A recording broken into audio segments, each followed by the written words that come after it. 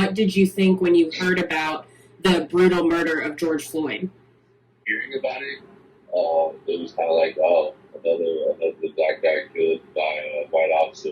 I think for us, people of color from the States, we're so numb to what's been going on. It's like nothing new and nothing has changed. Don't get me wrong, I was one of those, like, from was Trayvon that got killed. I was one of those people that was so influenced by the media that I was just like, yeah, all lives matter. But then the more and more I caught on to what's really going on is when I started to get more involved in the Black Lives Matter movement. What has it been like over in Denmark in terms of it? We've actually had a lot of support for it. And I think it opened the eyes to people all across the world that racism also exists in their country. Because when you go to countries like this, it's very peaceful. You walk outside with like a baseball bat or a knife, it's considered a weapon. You can get the cops called on you. Like, you don't ever hear about cops shooting anybody. There's more rules for them to even draw their gun than there is like for the cops in the state shooting somebody. If you look at the prison system here, it's super peaceful. Like it's still very much like they'll tell you there's not racism here because it's not racism against black people. But their version of the racism is kind of against the other immigrants coming from other countries, fleeing from their situation. What was it like for you being a black man in the States? I grew up around mostly white people. Okay. And my dad kind of had that talk with me when I was young.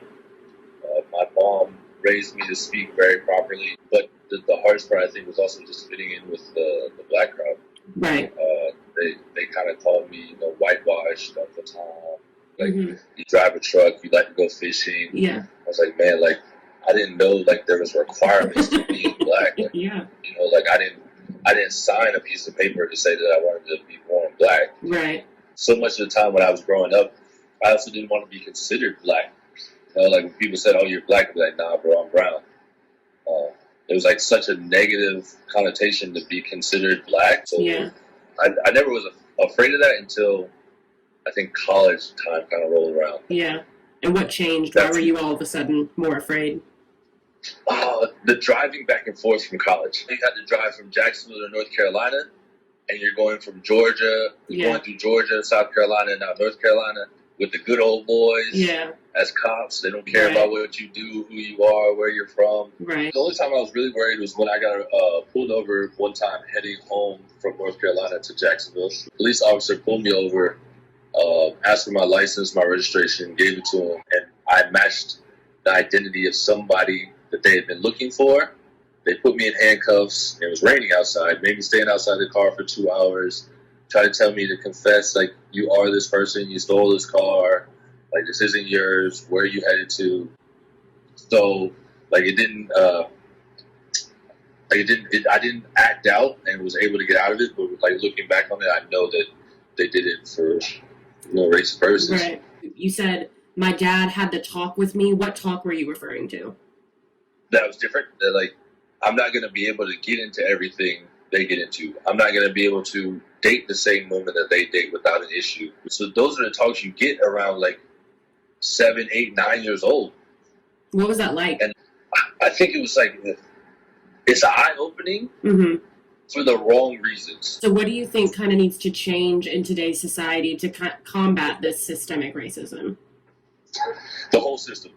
Everything has to be rewritten, changed. It has to be, like, talked about why certain things are the way they are. Yeah. All this stuff that has been taught to us in history, the full true story just hasn't been taught. Right. And I think now for everything to change, we need a full change in history and be taught the correct way and what's really happened. Like, everything has to be redone, rewritten, written in more of a modern time, but written for everybody. Yeah. And I'm not just talking about to be in favor of one race or anything like that. I'm talking about be favorable for all the people. I've just noticed, like, so many things happening in the States where so many companies are, like, changing things for Black Lives Matter. And are you doing it as a publicity stunt, or are you doing it because you actually do care about the people?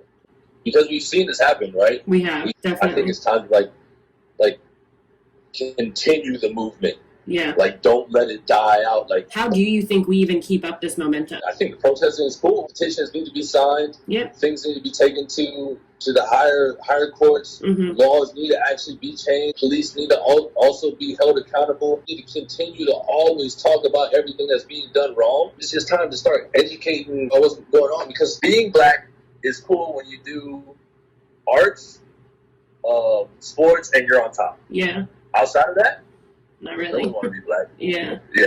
What do you think about the people who have been silent, all the non-black people who haven't used their voices to even just say Black Lives Matter? Oh, man. Afraid, scared, lost, Mm-hmm. don't know what to do, don't want to step on any toes, would rather lose black friends than lose the support of their white friends. Yeah. Sad to say that they're part of the problem. What do you hope to do as Desmond Cooper to try to help move forward this Black Lives Matter movement? You know, I haven't fully thought about it yet, but something that includes exercise and gets people moving and out and together. I would definitely be willing to partner with you to do something like that. Get some people to For sponsor sure. some bike miles that we do. That would be helpful let's for bike me. Some miles. Yeah, let's do it. Let's do it. I love it. Thank you guys so much for watching this episode. I really hope that Desmond's words inspired you to help be part of the change that is needed in today's society. As always, make sure to like this video and follow my page for the latest in sports news and interviews with some of your favorite star athletes. Thanks so much for catching up with Camryn.